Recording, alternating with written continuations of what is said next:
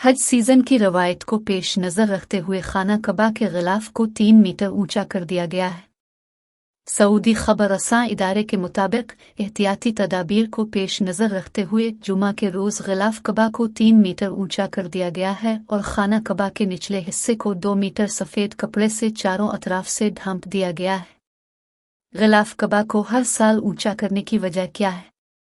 एहतियाती तदाबीर के पेश नज़र खाना कबा के गिलाफ को हर साल रमज़ान और हज सीज़न में ऊंचा कर दिया जाता है।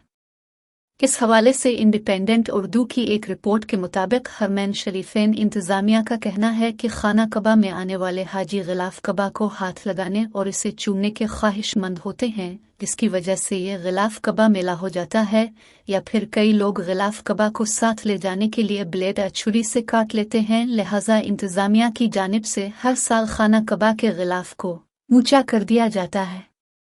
गिलाफ कबा को ऊंचा करने की तकरीब में कौन अहम शख्सियात शरीक हुई? गिलाफ कबा के निचले हिस्से की तब्दीली की तकरीब में इमाम कबा शेख अब्दुल सदीस अपनी टीम के हमरा शरीक हुए। हर साल 9 ज़ी-उल-हज को गिलाफ कबा तब्दील किया जाता था, लेकिन 2022 में माह मुहर्रम के पहले रोज़ गिलाफ कबा को तब्दील कर दिया गया। खाना कबा का गिलाफ कितने किलोग्राम सोना चांदी के साथ तैयार किया जाता है? खाना कबा का गिलाफ 670 किलोग्राम असली और सिया रेशम के साथ तैयार किया जाता है।